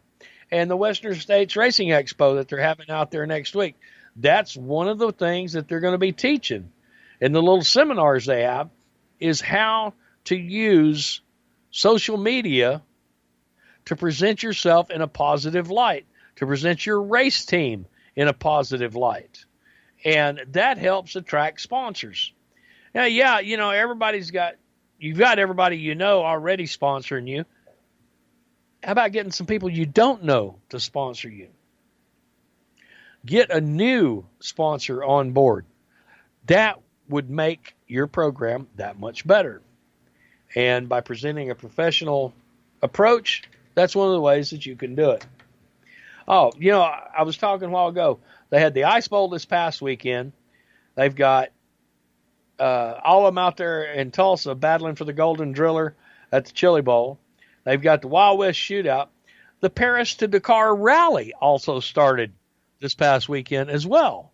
So, man, there is racing of some kind going on all over the place. And I know drag boats are going to be getting it. Tractor pulls are going to be coming on real soon. I've got a line on a young man. We're going to be getting him on. He's going to talk about pulling tractors and maybe get a couple of the drivers from the pulling tractor series on as well. One guest that I'm working, I haven't got it locked down for next week, but I'm going to be getting him on real soon. A lot of you West Coasters know him, Sonny Nutter. Sprint car driver, midget driver, motorcycle racer. Ain't much Sonny ain't done. Sonny is a ball. He is a blast. I want to thank Denny Edwards, the Flying Irishman. He turned me on to Sonny, and I talked to Sonny right before Christmas, and he agreed that he would come on the show. We'll get him on and let him tell some racing stories. Man, I'm telling you what, I'll probably keep Sonny. I'm probably going to be the biggest part of the show, but he is a lot of fun, and it's just one of the upcoming guests we've got coming up real soon. That's Sonny Nutter. He's got a book out called, what is it? Oh, to be a Nutter. How to be a Nutter. Everybody wants to be a Nutter. Something like that. Sonny Nutter. But I want to thank, and we're going to be getting Denny Edwards back on. I meant to work him in tonight, but with getting through the holidays, I failed to make the phone call. But a lot of you remember Denny Edwards. 72-year-old man jumped back in October of last year up in Oregon, made the big jump out there on his 1963 Triumph. And, man, it was I watched the jump, and he pulled it off. Kind of had a rough landing, but he did not go down. He made the jump. It was successful. And hadn't jumped in 32 years. But we're going to get Denny back on coming up real soon. Talk about the jump and how he's recovered and if he's got any plans for another one. Who knows? Maybe, just maybe. And I'm looking forward to getting a big mix of racers coming on this year. I want to get Rod Hines back on, AA fuel altered driver from back in the day, who's getting ready to get in a sprint car. That's his goal. Don Ewald, who's been around drag racing for years and years and years, had a ball with him. Get him back on. We've got a bunch of them that we're going to be looking to get back on, and especially my buddy Bill Blair. He hasn't been on in a while. We're going to get him back on and find out some things that's going on. But right now, we're going to step out. We're going to take a quick commercial break, and when we come back, we'll see if we can't find old Jake Seelman around there somewhere out there in Tulsa checking out the Golden Driller. So sit tight. Don't go nowhere. It's the Mitch Walker Show with your host, me, Mitch Walker. They call me the Doctor, and you'll find me exclusively right here on the Performance Motorsports Network. You own a performance car and you know how to drive, but you want to learn real performance driving. Well, Bunky, get that car off the street and onto the track. Summit Point Motorsports Park, the Mid-Atlantic's premier road racing facility, located just over an hour from D.C. in nearby Summit Point, West Virginia, is the place to go. And you'll find that Friday at the Track is going to give you what you need. For less than a monthly car payment, you can attend this regularly scheduled one-day instructional event in your street car on one of Summit Point's 3 world-class road racing circuits. You'll receive classroom instruction, skid pad instruction in their cars, including front and rear skid control, and 4 20-minute in-your-car instructional sessions from a professional instructor. Have fun, go fast, and really learn how to drive. Call 304-725-8444 for class schedules and details. That's 304-725-8444. Friday at the Track at Summit Point Motorsports Park. Every 30 minutes, another innocent person is killed due to a drunk driver. My best friend. My brother. My poor grandchild. My sister. My father. My husband. My mom. My mommy. Well, I've been afraid of changing, 'cause I've built my life around you. Stop these tragedies before they happen. Don't drink and drive. The Performance Motorsports Network is a compilation of shows about motorsports.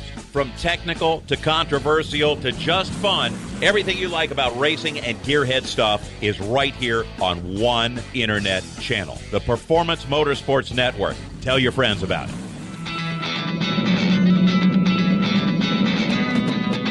Hi, I'm Reed Sorensen. Racing has been a part of me and my family for as long as I can remember. I had to make tough choices early on to get to the top. It took hard work and dedication. But it's those tough choices that help me prepare for challenges I would face as a cup driver. Make the right choices today and be ready for the challenges tomorrow. This message is brought to you by the U.S. Air Force.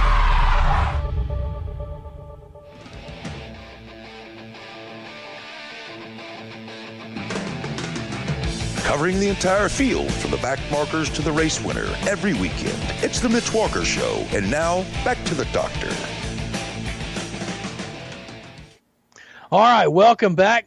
We are just tickled to death. One of our Performance Motorsports Network cohorts just happens to be sitting out there in Tulsa, Oklahoma. Joining me right now with a report from the Chili Bowl, Mr. Jake Seelman. Jake, what's up, man?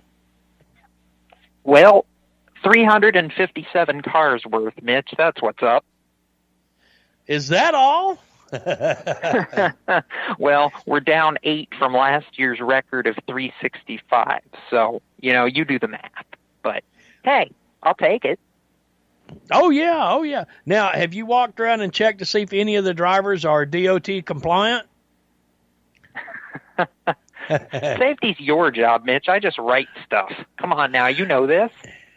Man, I tell you what, we got a lesson in DOT rules and regulations from Lt Bowen in the first half of the show, and woke up a lot of people, and he just flat said they're going to be looking, so it's something that racers need to be paying attention to.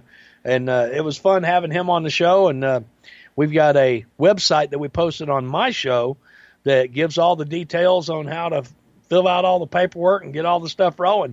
But tell us what's going on in Tulsa. Well, largely, save for Andrew Felker going flying through the air, uneventful practice day for the 32nd Lucas Oil Chili Bowl Nationals. I'm going to say that I was rather pleased with the turn of events when you consider that we have 357 drivers from 5 countries and 61 rookies trying to make their way into this year's show. I mean, that's a penchant for possible disaster, but everybody kept their head on their shoulders largely. We didn't tear up too much stuff, and at the end of the day, I think it was really productive for a lot of people. I will say this, the 39 BC of Justin Grant, one of the Clausen Marshall racing cars, looked exceptionally potent in both sessions today. Everybody got two rounds of practice to try and feel things out, figure their stuff out. But Grant looked really good. Of course, Larson and Christopher Bell are always going to be fast when you consider Tulsa and the Chili Bowl. But those are the three names that really caught my eye all day long. Consistent, fast, really smooth. When you look smooth at the Chili Bowl, odds are you're probably going to be pretty sporty, at least for the most part. So I'll say this much. I think by the time we get through the rest of the week and get to Saturday night, it's going to be a dogfight, Mitch. It always is. But I think this year you've got the most depth of field that we've ever really had. There are probably 100 cars, if not a few more than that I think legitimately, if the brakes fell their way, could win Saturday night when it's all said and done. You just don't have that anywhere else. That's part of what makes this race so special. Other than Justin Grant, is there any rookies out there that have really caught your eye?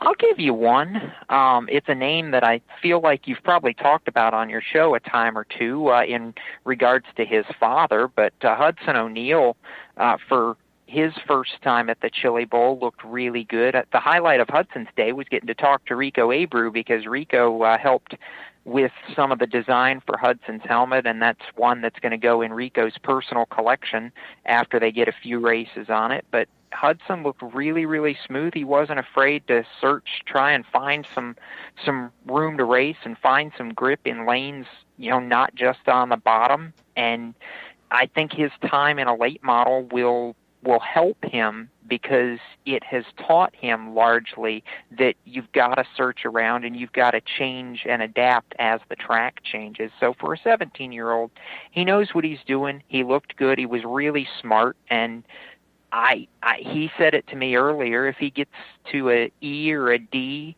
Saturday night, that's a job well done for them. And I think he's definitely got the capability to shoot that high driving for Jim Newman. Those cars are never slouches at the Chili Bowl. So we'll just see what happens. But he was really the one rookie out of everybody that definitely caught my eye today.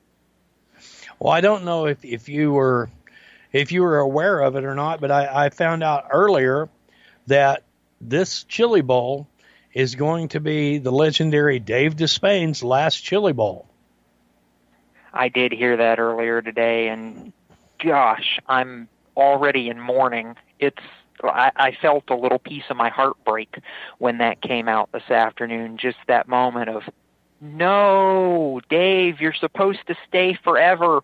You're never supposed to leave us. But God knows, Dave Despain has had 3 careers when the rest of us wish we could just have one. I mean, he's done that much over the course of his tenure in motorsports, and God bless him for being able to go out and call it quits on his own terms. There's no better race for him to go out with than the Chili Bowl. I know he's said over the years it's been a personal favorite of his and something he's been really privileged to do with MAV TV, so I'll be the first to raise my glass after it's done Saturday night and toast Dave on a job well done. He certainly deserves it, and I certainly hope Saturday night's A-Main is one to remember, give him one more really shining moment to go out with. You look back, I was sitting here as you were talking about him.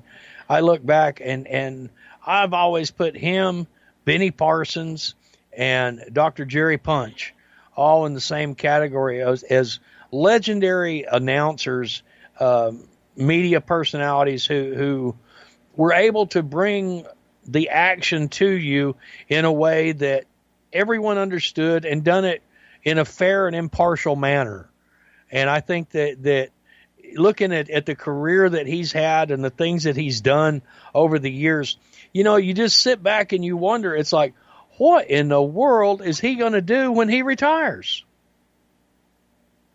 That's pretty much it. And I'll be honest, I have no idea what he's going to do when he retires, because I feel like all I've ever known is Dave Despain at a racetrack or talking about racing. So, whatever Dave Despain does to kick back and relax, I guess. I mean, maybe it lets him go and finally take in racing as a fan, and not feel like he has to work. I don't know. Whatever it is, he certainly has earned it, like I said. Well, I know that somebody once said that when they retired, they were going to go and sit back and watch some races, instead of having to work them. And, I've tried watching a couple of races, and even on TV, I find myself trying to announce it. Exactly, and that would make two of us, Mitch. You know how antsy I get. I wouldn't know what to do with myself if I weren't doing something productive at a racetrack. I'm like you. I'm not a very good race watcher. I sit there and I get jittery and squirmy and feel like I have to be doing something, like it's not right if I'm just sitting there actually looking at cars go around in circles. I was thinking about that, but, like you said, it's a serious tip of the hat to Dave Despain for the career that he's had, and to be able to go out on his own terms, do it the way he wants to do it. And, if he wants to sit back and fish and never go to another race, more power to him. Maybe he'll go out and do some motorcycling. I know he's a big motorcycling fan. So maybe he'll get to burn up some miles without having to be at a racetrack. Who knows? Like I said, whatever he does, I hope he does it well and enjoys it, because that's, as we know, what retirement is supposed to be about. If you ain't having fun, you ain't doing it right. That's right. That's exactly right. Now, I know when you get done out there in Tulsa, you've got a full week of activities lined up. Have you found a good place to eat yet? Oh, boy, I haven't even gotten that far yet. Today was all about practice day. I do know this. There are some pretty good guys in the Clausen Marshall pit area that are familiar with Tulsa. I may have to go down and pick their brains tomorrow afternoon about where I need to go and eat when it's all over each night, because I have heard through the grapevine that there are some pretty good places. I just have to ascertain what those are, because anybody that knows me knows if I go to a racetrack, afterwards I'm going to go find somewhere that's got good food, because you work up an appetite doing what we do, Mitch. You know that. Oh, yeah. They know I walk in at Waffle House every night after the races, and they set a cup of coffee down, and they know what I want, because us announcers, you don't have time to eat during the night because you're too busy talking, Exactly. So you got to eat afterwards. But, man, hey, how about you come back on next Monday night and give us a wrap-up on what's happening out there and who took home the Golden Driller? Well, I tell you what, I'll be back in the PMN studio by that point, so however long you want me, let's do it. Hey, we'll make plans for it. I got a nut coming up here in a couple of weeks, Sonny Nutter. Do you know Sonny? I have heard of Sonny. Don't know that I've ever had the pleasure of actually getting to talk to him. Buddy, I'm telling you, this is going to be one of those interviews like talking to Tiger Tom Pistone or talking to Rex White. This man has you mean one of those interviews where you really have to book the whole 2 hours and you ask about 5 words and they give you 500 back? Yep, and you have to just about throw the red flag up for a commercial break. Yep, that's exactly right. But, man, I'm excited about this year. We've got some great guests coming on. We're going to be doing some tractor pulling. We've got some drag boats. We've got drivers. We've got some sprint boat drivers, dirt car drivers. We're locked and loaded. We got a full show going all year long, and I'm excited about 2018.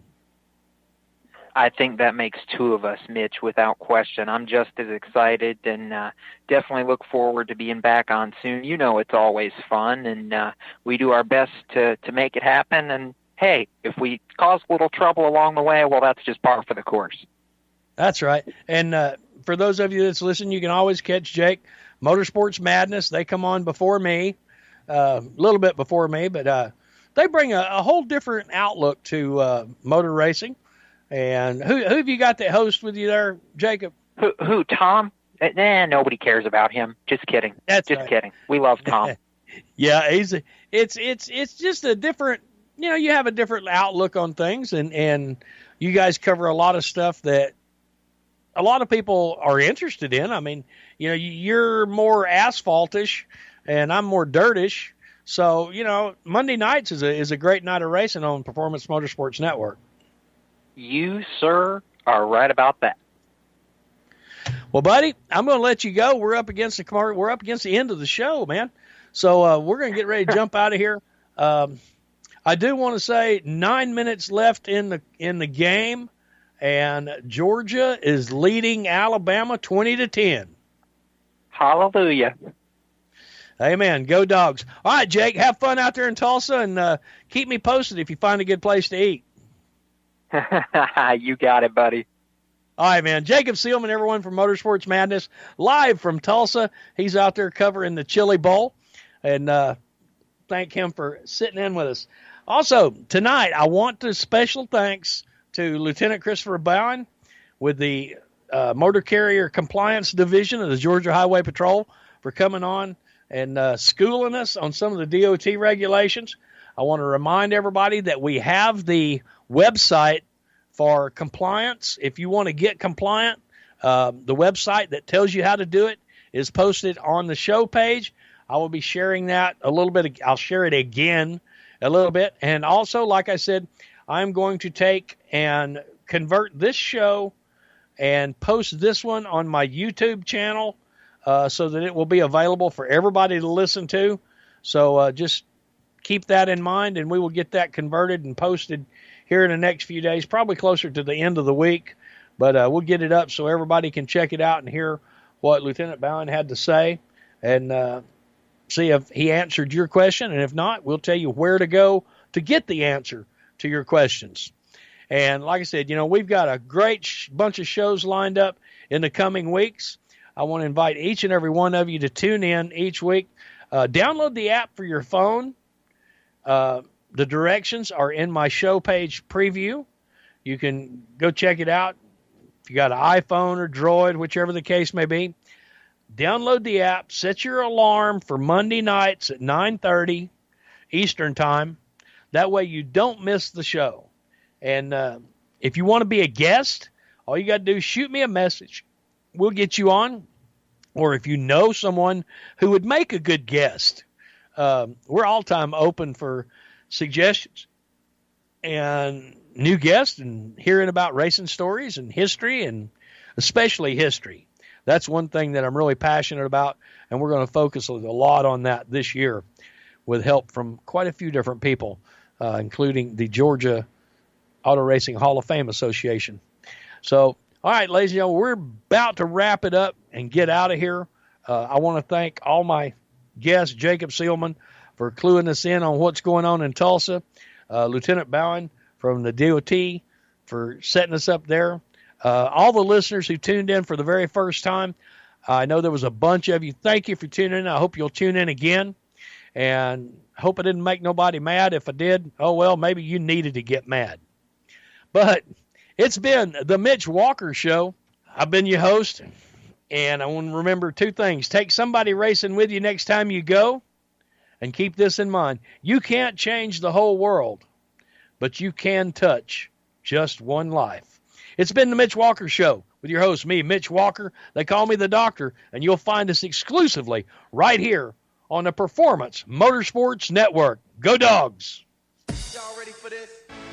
You've been listening to The Mitch Walker Show on the Performance Motorsports Network. Stay tuned to Performance Motorsports Network for more race talk. For the latest motorsports news, visit RaceChaserOnline.com. The Mitch Walker Show is a copyrighted production of the Performance Motorsports Network. www.performancemotorsportsnetwork.com. A member of the Scorpion Radio Group Incorporated, and may not be rebroadcast, replicated, or saved in any media without the explicit written permission of PMN. Check out our Facebook page or our section on the PMN website. The opinions expressed on this program are those of the host, co-host, and guests, and do not necessarily reflect those of the management and the ownership of either the Performance Motorsports Network or Scorpion Radio Group Incorporated. The advertisers are marketing partners. Be listening again next week when the Mitch Walker Show returns on Monday night at 9:30 Eastern. Until then, stay tuned for more great motorsports programming on the Performance Motorsports Network.